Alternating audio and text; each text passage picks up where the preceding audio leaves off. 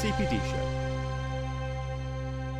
Welcome back to That CPD Show. My name is Chris, and I'm joined today by Andy Strajnic. Andy, great to have you on the show. Welcome. Thank you, Chris. Great to meet you again. And yeah, I look forward to this. It's going to be great. Great. Well, for people that don't know you, do you want to just give us a quick introduction of who you are and what you do? And Yeah, I'll do that. My surname, everyone struggles to pronounce it. It's a Serbian surname, but I did actually grow up in Sweden. I have a Swedish passport, lived there till I was 20. Yugoslav dad and German mum, so a sort of European mix. I went to church all my life, involved in youth group and all sorts of things. Went to Bible school in Sweden, and then from there, I followed the call. There's a chap starting up a church in the UK, and I sort of wanted to help out. So I came over for a little while. I didn't particularly like it, to be honest, but it's very cold and very different. But I served away in the church, and then 1 year turned to two, turned to three, and then eventually I was like, no, this is where God wants me, and I need to stay here and serve, really. And then ended up being asked to lead that church, which I then did for about 20 years. So pastoring that church. Met my wife in India. It's a very long story. And she came and then joined me in leadership. And so we pastored just north of Oxford in Oxfordshire, and pastored there for 20 years. And then about nearly 6 years ago now, we moved down to the South Coast to be a bit nearer her parents and sort of have a break from public ministry.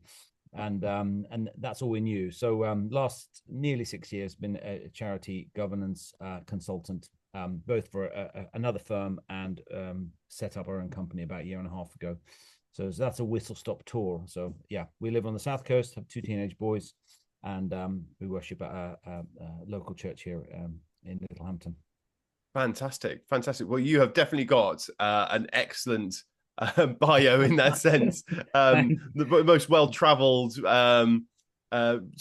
Brilliant. That's excellent. And what it means is when we dive into possibly the most important part of the podcast, because of your background, your varied background, I think this is going to be really exciting. Which is, what is your favorite dessert? Well, my favorite dessert is one that my sister makes, and she's a trained pastry chef. She makes a tiramisu, which is hands down the best in the whole world. Like, genuine ingredients, and it's just that texture and that coffeeness and that, that mascarpone, and it's just absolutely, it's my favorite. That's very, very good.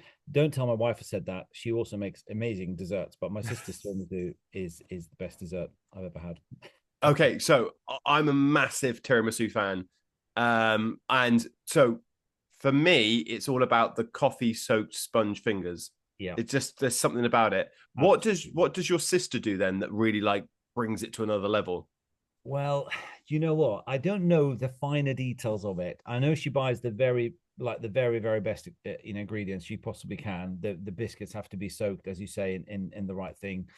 For the right amount of time. The mascarpone has to be just light enough. It can't be heavy. It can't be runny. It's just got to have that right setness and that just gentle sort of vanilla flavor with that coffee and a little bit of alcohol, of course. Just got to have that vibe to it. But it is just, I don't know what she does to it, but it is creamy and just from heaven.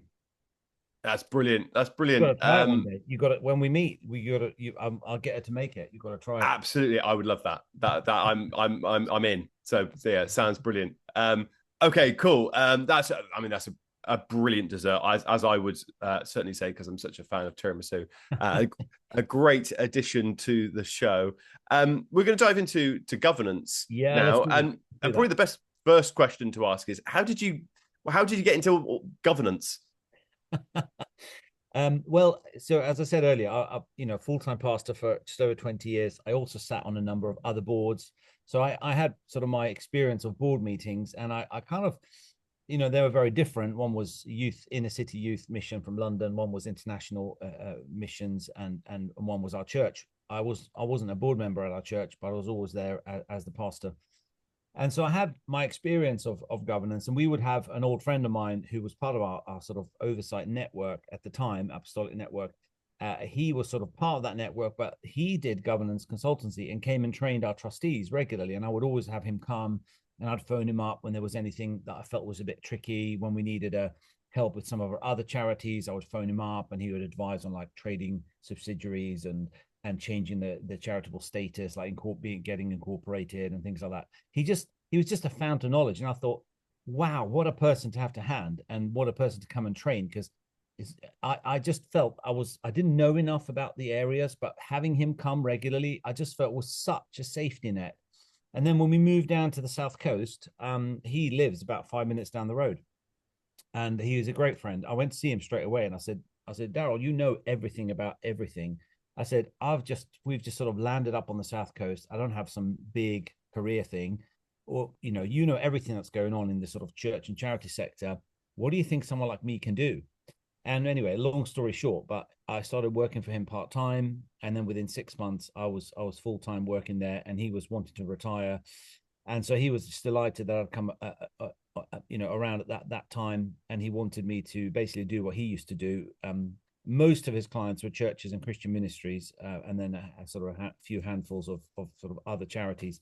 And I just threw myself into it. I absolutely loved it. I just felt like I've got something to contribute. I can help with a bit of wisdom, make sure people don't make silly mistakes, and really make sure we pull the right experts in. Because I just found over the years there were very, very few people like Daryl, and I've always liked leadership and discipleship, and I think maybe it's a graduation, but it's not just people discipleship, but organizational discipleship. Like, how do you actually disciple an organization to become really, really great at hosting and help and serving the kingdom? Some organizations, they've sort of become Frankensteins. You create the monster on the table, and then one day it crawls off and wants to kill you. And I've seen that a lot. That sort of structure thing becomes so overpowering and so onerous. It just stifles all growth, stifles people. The pastor doesn't know if they're a church first or if they're a charity first, which law they should obey when, and it becomes a mess. And I've seen that for so many years in actually, you have to say, in almost every network. I just felt like I think we can do something better than this. And it's a passion always. The church, we love our church where we are. We serve there, and so it was just a good fit for me. I love the challenge of it. I love a bit of travel. I love the adventure of helping out and being really able to help. And of course, where my expertise is limited, I would pull in a great Christian charity lawyer or GDPR people or HR friends, good friends and partners to make sure we can really help. And I love that. I love solution findings. My personality is very much, I want to help and I want to find good solutions. But hopefully a bit of wisdom too, to know where my limitations are. Yeah, no, that's great. You mentioned earlier about some of the you mentioned that churches make some silly mistakes sometimes. I'd love to dive into some of those silly mistakes, or and maybe they're little silly mistakes, or maybe there's some quite big silly mistakes. What are some of the kind of the main mistakes that you see churches making when it comes to governance? What a great question, Chris. Really good question. I think the first mistake that I've seen, and this is not necessarily in order of importance, and we could be here for a long time. I'll make it short, but I think a lot of church leaders, they simply abdicate the whole governance thing to the trustees. They're like, well, I don't know really what I'm doing. You seem to know, but they don't bother checking if they actually know. They hope they know, and they just abdicate the whole thing. So you have to create this sort of culture over there in the board, which is depending very much on who the chair is or who the majority of people are. Often it's business people. You never really know who you're going to get, and it sort of takes on a culture of its own over there. And the sort of church leadership team who are really leading the organization, sort of hope that that's all done well. They sort of abdicate it a little bit and leave a different culture to grow there. And I would say they need to sort of begin to reclaim it. It's supposed to have one culture, one kingdom culture. Both the trustees and the leadership team, they actually lead different things. And the trustees most certainly don't lead the church, unless they are also the church leaders, of course. But they have a legal function, and so abdicating that can become really, really dangerous and create these two different cultures where one has sort of a businessy culture, and the leadership team try and have a kingdom culture, and there very quickly becomes a bit of a friction and clash, and that's really not great. I think the other one is realizing its place. I think a lot of church leaders sort of feel that the trustees sort of employ them, and they're sort of, the trustees are really the employer, and they're sort of, because the legal sort of buck stops with them, they're a bit confused about whether, sort of where the main responsibility sits. And I know the AOG has done a good job of trying to create a good culture around that. But I see many churches where sort of the trustees are almost the bosses. They get to set the budget. They get to set. They should oversee that, but not necessarily lead on any of that. Because I think you have to have one leadership team in the church. Anything with, as we say, anything with two heads is a monster.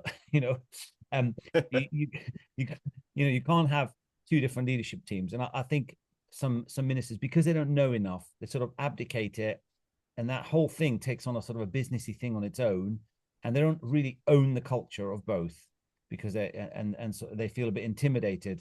And, I was particularly intimidated because I was very young when I started pastoring. I was 23. All my trustees were older, and they had a lot more experience than I did, and you sort of almost have to fight to make sure that relationship stays good, and that the church leadership team actually lead the church. So I think that's probably the biggest mistake. Not taking advice is probably one of the big ones I see all the time. They just get very insulated, and it's their own little world. To get advice in means someone else has to come poking around, and some people are worried about that.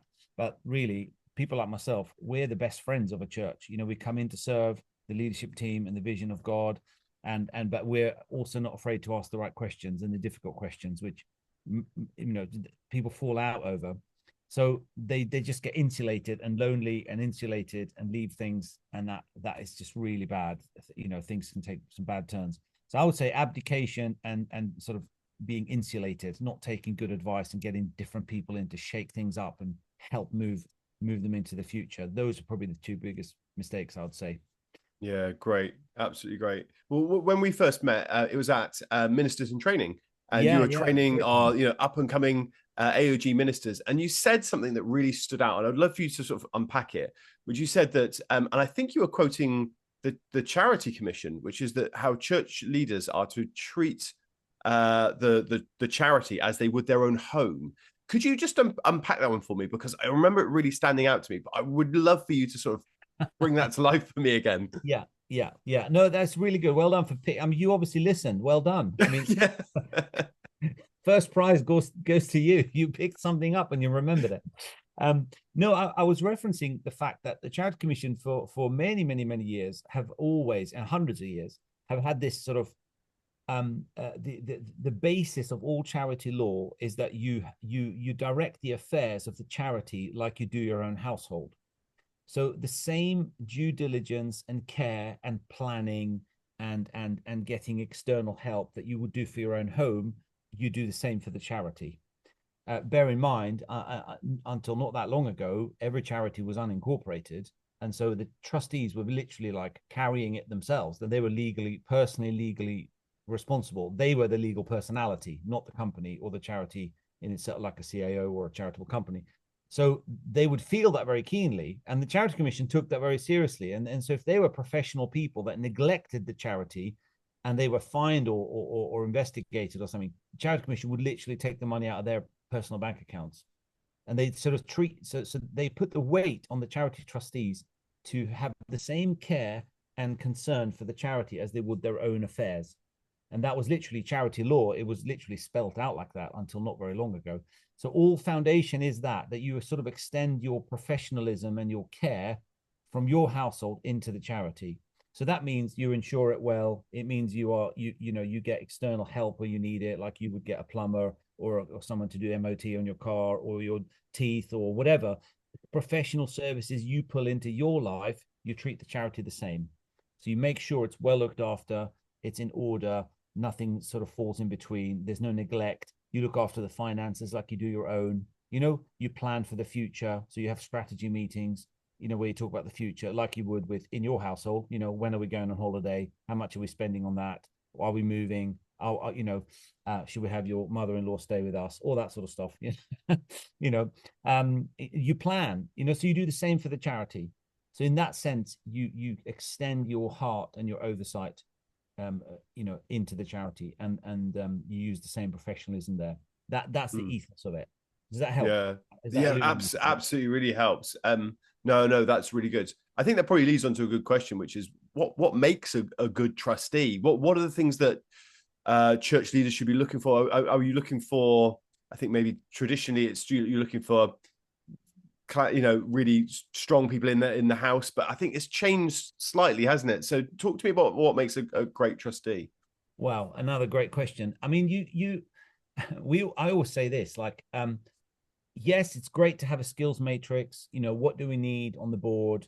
Now, if it's a very small church, it can be very hard to find even someone who knows finances, or HR or legal or anything like that.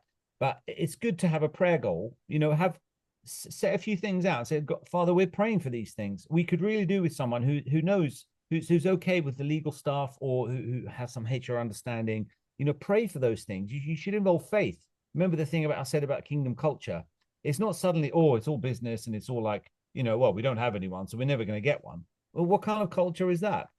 Like, you have to have the same culture. So if you need people on the board who have some experience in certain areas, which would be really good to have, you pray for that and you have a faith goal and you aim for that and you work towards that, and sort of a culture of excellence. But so a skills matrix can be good. You need certain things and that's very helpful. But if you can't find all the expertise, you must have people with good common sense who are proven to be good team players. They have to be good on a team. They can't be sort of geniuses, but with no friends. They have to work in a team because it's a team thing. You're a governing body, and you're going to have to serve the church and ask the pastors really good questions in a nice, you have to create a good atmosphere. So it's like high threshold for being a team player, I would say. Lots of common sense. It can be young, like, I've met some amazing trustees who are like 20, 25. And they just hold themselves really well. They ask good questions, take their job very seriously. They read the board papers, very important, and it's fine to ask busy people, and because there's a reason they're busy. Usually they're professional, they're good. But they don't have to be some business people, as long as they have common sense and they're willing to learn, willing to read up, good team players. That will make a good trustee who understands. I'm not the boss of anyone, but I'm here to serve. It's like a legal deacon. Okay. So skills matrix can be really good, but make absolutely sure there's common sense and that they're good team players, because they're gonna be making big decisions together on salaries, on policies, some tricky policies, equality, it's all around EDI and all those things. They can be tricky. Some of those, even some HR policies can be tricky. So they're going to make big decisions for you, set budgets. So you need to have good people you trust and like. And I often say to church ministers, make sure you have worked out before anything who chooses the trustees. It's a very big question. Do they just choose themselves? Or do you set the kingdom culture and you help to choose the right trustees prayerfully, maybe a panel, so create a filter for who can be a trustee. I would even say you really could do with having a sort of a trustee recruitment policy. So you use the same policy for every new trustee you recruit. I would say then you get excellence over the years, as opposed to, we just need a new trustee. We'll have anyone who breathes, can be a trustee, any living human being. It's like, it's just all emergency. That's not great. You have to plan getting new trustees. When do you need them? How many do you need? Who should they be? Who's going to choose them? Those kind of questions. If you do that well, after 2 or 3 years, you will begin getting really good trustees in. And of course, good training, induction, so they know what they're doing. So you sort of, I would say a good trustee is someone that's been planned for a while, and give them 3 years, 3 years at a time is a good time to serve, so that you get a nice freshness in the board with good team playing people who whether they're sort of have a professional job or not, they're common sense, full of heart, and they're good team players. Those are my top. That's my top pick, probably. No, that's great. Actually, I'll pick up on the timescale thing, because that's something that I think many churches probably have never thought about. How what's a good timescale? You said about 3 years. Why do you think about sort of 3 years? What's the thinking behind that? Well, 3 years is typically the model document from the Charity Commission. The new ones, all the new model documents will say in chunks of 3 years, and then you have to resign. You can be reappointed for maximum 3 times 3. Then you have to be away for a year. So because the Charity Commission say 3 years, it's a good time to say to people, look, we ask for a 3-year commitment. It'll take you 6 months just to get going, and you need to probably serve for 3 years, but it's not a lifetime thing. Because to recruit new trustees and say to them, you're going to be serving for 9 years, they're like, whoa, that's heavy duty, you know. So I think 3 years is okay. And then if they're sort of going with it and they're feeling good and this is great, it's a good fit, ask them to serve another 3 when the 3 years are up. But I think chunks of 3 is really good and give people a nice chance to just give themselves for 3 years for something. I'd rather have a good trustee for 3 years than someone who's in for 3 years, but actually they end up serving 9, but they're just sort of hangers on. You know, they don't read their papers anymore. They don't turn up on time. They're not interested. They're not like forward and helping. That's not a great trustee. No, that's really, really helpful, really helpful. And so let's dive into the kind of the leadership team and the trustees. How should they interact? How should they work? Because I think sometimes we've seen it not work particularly well, and sometimes it's not particularly, you know, it can be they're exactly the same team, and I think you're not suggesting exactly the same team. But how should they work together? Wow. Okay. It's almost too big a question for a short podcast. Mainly because even in the AOG network, there's lots of different models. So there's no sort of standard model, as it were. And I remember Aaron, at the MIT, he was given a sort of a breakdown of the different kinds of structure, trustees, leadership team, overlap, separate, independent. He was given a nice overview of that. He did a wonderful job. He's super sharp. And so because there's a lot of different models out there, I can't sort of say, oh, there's one really good one. You can have a good model and make it really bad. If you choose to be a dictator, or you choose to be not a team player, or you're sort of not the kingdom culture, like the first or the second question, you had. So you can destroy a really good structure, or you can have sort of not a great structure and make it really good if you choose to work well together and get some decent training and stuff. So I think, for example, if you have 3 trustees and they are all the leadership team of the church, okay, then I can understand sort of things, there's a short distance between all the decisions, okay, and that can work. That's fine. That works in some churches really well, but I'd say that's a relatively small team to shore up all the legal responsibility. And it also makes the threshold really high for new leaders. Like, if you're going to be a leader, you have to be a trustee. It's like, whoa, I have to be both at the same time. Every time, every leader is going to have to be a trustee and do all the governance. And I would say there's a lot to do for a church leader without the trustee stuff. And there's a lot to do for a good trustee without the church stuff. So I would say you need, I think that's a lot to ask for. It's just to be on both, like, simultaneously, because you're going to have to do governance well. You can't skimp on the governance. It's a legal role. There's a lot to look after, and it's not going to get less. It just keeps getting more and more and more and more. So you have to be really good at governance, and you have to be a flipping good pastor too. And Yeah, true. I would say the thing that's not so attractive is the governance stuff, and that tends to get shortchanged. So I'd say that's a tall order for someone. And I would say it's time probably to talk about that if that's you, as a church out there. I said some overlap is pretty good. I've seen that really well. So there's a group of trustees, there's 1 or 2 leaders amongst the trustees who are sort of also on the leadership team, provides a nice bridge, and you can get a lot of stuff talked about really well. You should meet really together. I'll talk about that a bit later, maybe, if we have time. But there's a lot of relationship building that needs to happen. It's not just all business. That life doesn't work like that. Remember, the same as your house. It's not just all business. There's some fun, there's some food, there's some play, there's some hospitality. It's got to be the same between leadership team and board of trustees. They've got to be really catching the culture together. So a little bit of overlap, a couple of trustees who are also leaders. That's quite a good model. Having them totally separate is also fine, as long as you have very regular meetings. The church leader has to be at the board meetings. A couple of pastors maybe just to answer questions, give an operational, set the culture, in other words. So you have to work at every model, and the one where there's a little bit of separation would be probably my preference, because I think the legal role is an intense one at times, and they've got to give themselves to that. Okay, they can't be operational, they can't be micromanaging anything. So if the church leaders are all the same as the trustees, very difficult to have good governance meetings, because obviously pastors want to talk about all the other stuff, probably more it's more popular to talk about all the other stuff than governance. So I would say that those are the most typical ones, all in, bit of overlap and quite separate. And I would say probably the overlap and is probably my favorite one, where you can have a good bridge.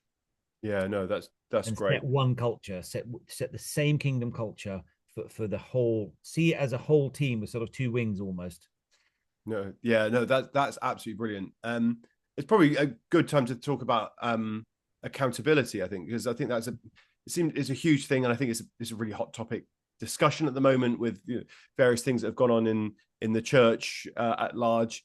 Um, how can trustees be part of that responsibility of helping to keep leadership accountable, and to bring that sense of accountability to the church? Do you think, how can that be done best in your thoughts?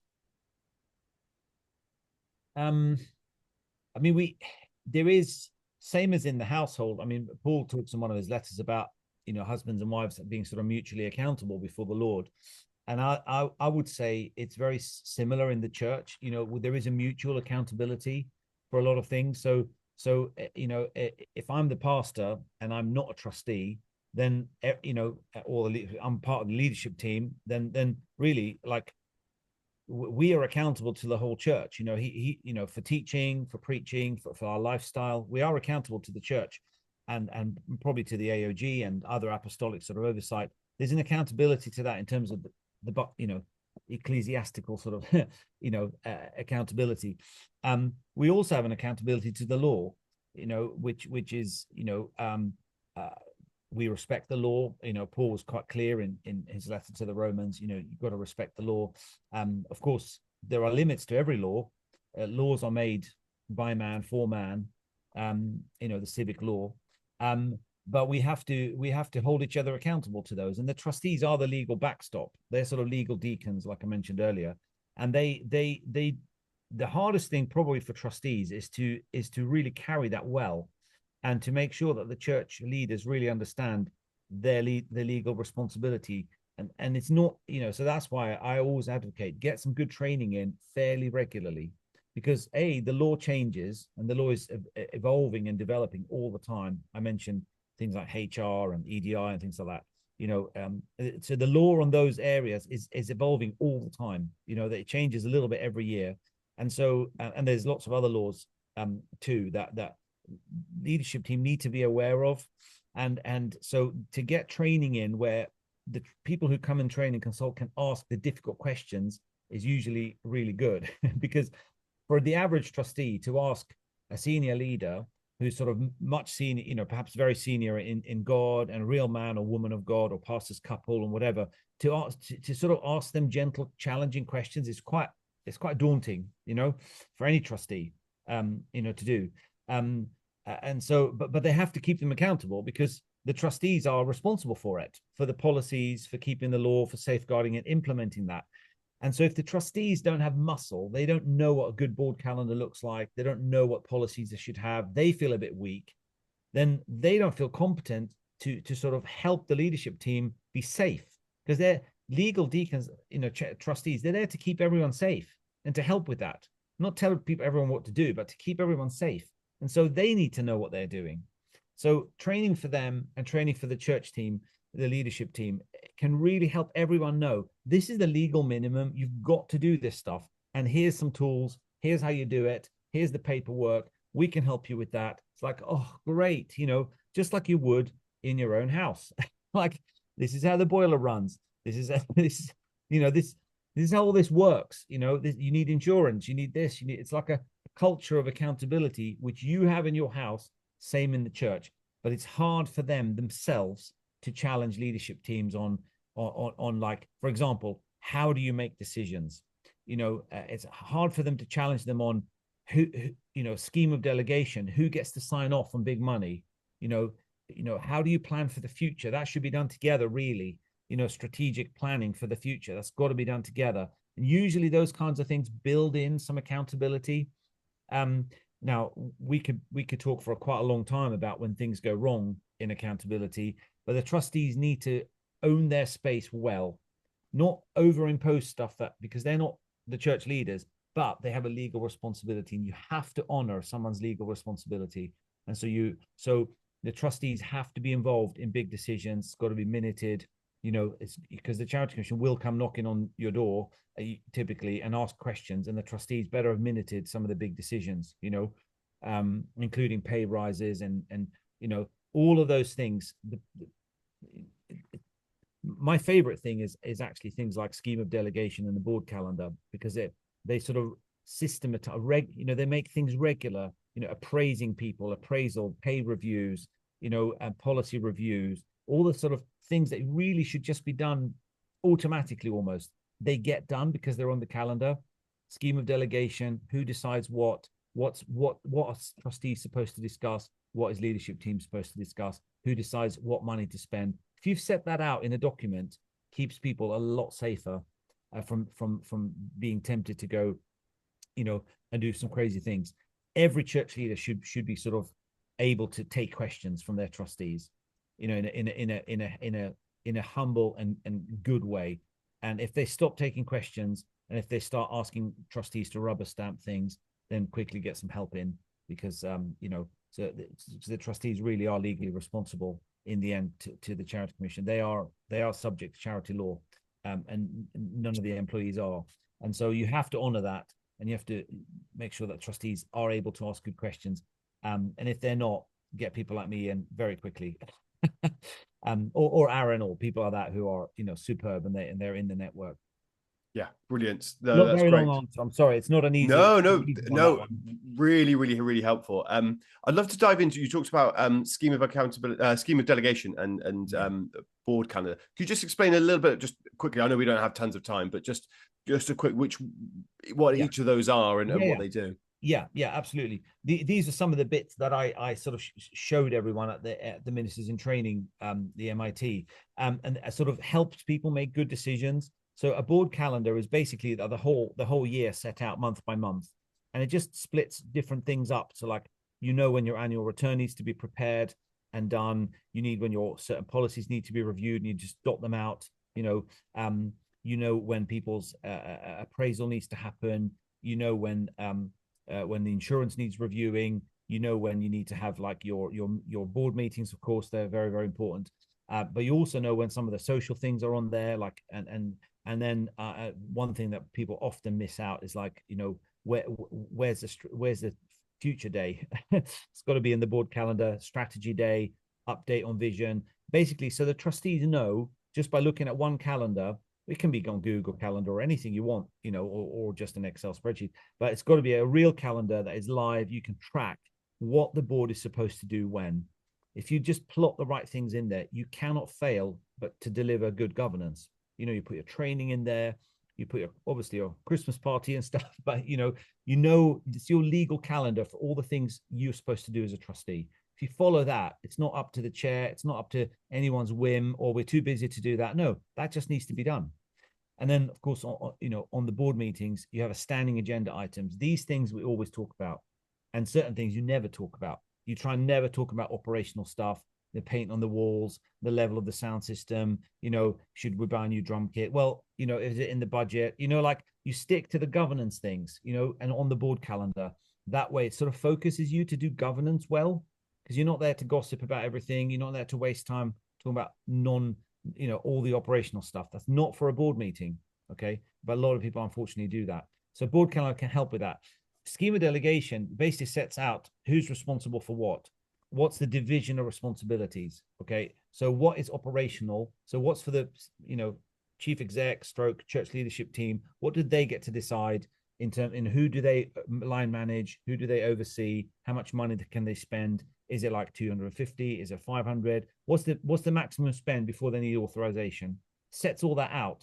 What are the board members supposed to do and not do? Who do they line manage, if ever anyone? Typically, the chair checks in with the pastor, making sure that contracts are fine, pensions are fine. How are you doing? As well as other people, overseers. So it sorts out that people don't do. They don't make bad decisions on their own. But what the board does, and what the senior leadership team does. In bigger charities, that's very, very important. In fact, a lot of funders want to see that. They sort of put their trust in a good document like that. I have templates for things like that, and it can be very useful to work that out. Um, so No, those that's great. some of those sort of technical bits that can really help a church make good decisions consistently over the years. No, that's fantastic, brilliant. Okay, well, probably just to finish off, I'd love to. Have you got any resources that you'd recommend, or books to read, or anything that would dive in? I mean, even your email, just to ask you for those board calendars and things like that. Yeah. Listen, I because there is some written material out there, but if you can find me a church leader who loves to read something like that, I'll give you £10. I don't meet them very often, and the books that are out there are so legal and dense. You don't know where to start, because the church in the charity sector is not always a great fit, because the church is sort of eternal, and you are first of all a church, and so you have to sort of sit right on top of this charity structure. So to get an idea, to get an understanding of how it's never an easy fit, and I've never found a really good book that sort of just simply lays all that out. Some of the legal language is quite old, so you have to sort of look at each individual church. This is your legal structure, this is what it means for you, and then work out, do you even want that? No book is going to tell you that. I mean, the Charity Commission give you some useful publications. They're all called CC something, CC 26 on risk, or CC 3 that on the essential trustee, and so on. But that's it's all readable. They do a good job. There's little 5-minute videos on the Charity Commission website. They're really useful, and every trustee should just watch those regularly, just to make sure that sort of that's really helpful. But a good book, not easy to find. Much better to get a bespoke person in who understands what church really is, and so it really helps trustees work that out. So give my email to anyone who wants it. Very happy to take questions. First Zoom call is always, a pleasure to meet people, have a good chat, find out what's going on. And then, of course, there's some resources in AOG, but really you need some, all trustees need regular training, and new trustees have to have induction. They have to know what they're there to do. Otherwise, they might pick up old culture, sort of bad habits from the other trustees, which is, not a really good, and they need to know about policies and things like that. So you really need a little bit of training, but no ideal books that I could say, oh, just read this one and you'll have it all. Unfortunately, it's not as easy as that.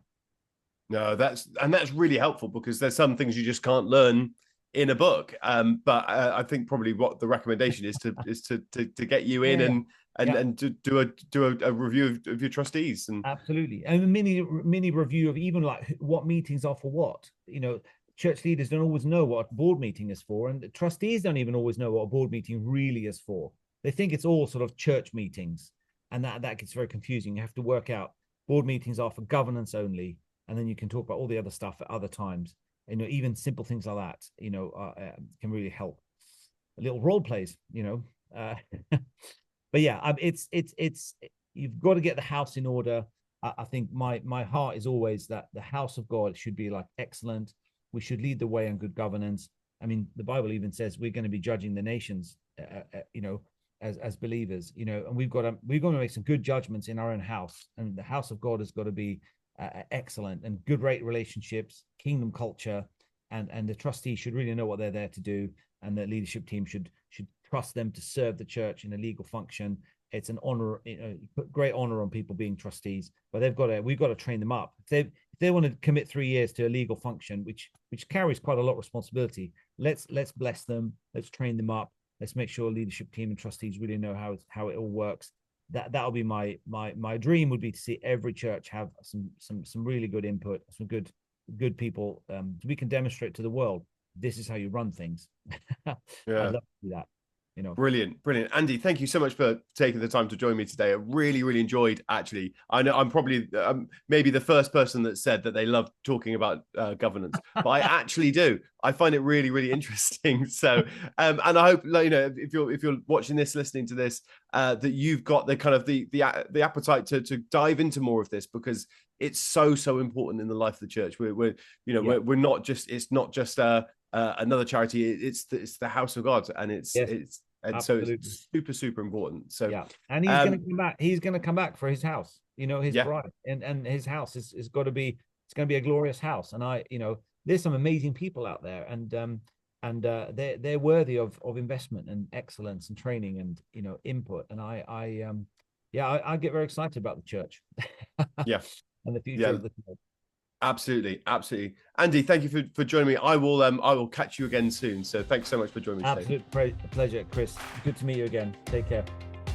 Thank you for listening to this episode of That CPD Show.